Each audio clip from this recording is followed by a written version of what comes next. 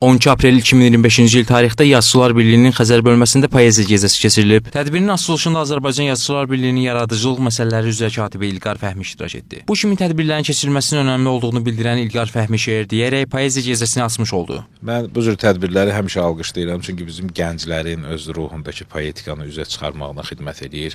Bugün də Xəzər bölməsinin və kitabçıda keçirdiyi bir tədbirdir, poeziya gecəsi həyata keçirilir və mən düşünürəm ki, ümumiyyətlə gənclərimizin son vaxtlar poeziyaya münasibəti, ədəbiyyatdakı yeri biraz çox fərqli və maraqlıdır. O mənada ki, birincisi bütün janrlarda, istər əruz olsun, istər heca olsun, çox aktiv şəkildə yazırlar.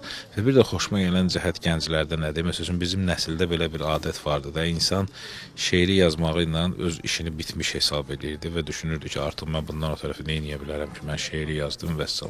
Amma indiki gənclərdə görürəm ki, artıq dövrün nəbzini tutaraq sadəcə şeiri yazdım və oturdum evdə, indi kimlərsə gəlib mənim şeirimi oxuyacaq falan, elə yox.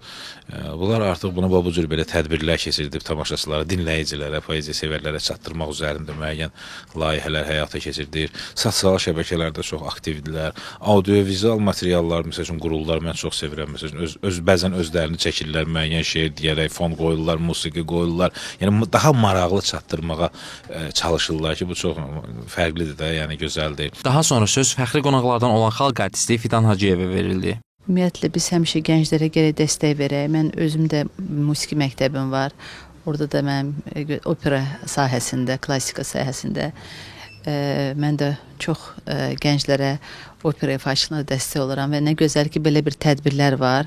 Belə tədbirlər çox olmalıdır. Ümumiyyətlə, kitab oxumaq lazımdır. Mən tez-tez xarici ölkələrdə, qastrollarda görürəm ki, metroda da kitablar oxuyurlar. Ancaq təəssüf olsun ki, bizdə kitaba çox azdır.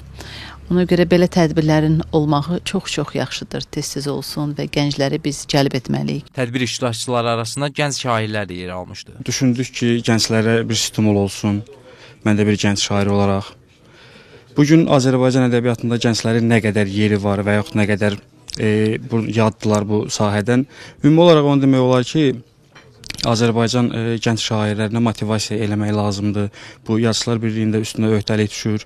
Biz gənc şairlərin də üstünə öhdəlik düşür ki, gənc şair dostlarımıza dəstək olaq, belə poeziya gecələri keçirək və şeir sevən insanların da könlünü oxşayaq bir sözlə. Bu tədbiri təşkil eləməyimizdə məqsəd ədəbiyyatı daha da təbliğ eləmək, şeiriyyatı təbliğ eləmək və gənc şairlərin həvəsləndirilməsi və tanıdılmasıdır.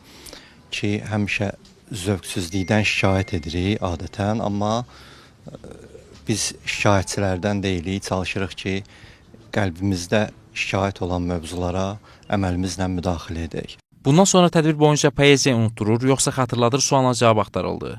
Suala şairlər və qonaqlar tərəfindən bir-birinə maraqlı cavablar verildi. Musa Hüseynli, Vüsal Bayramov, APA TV.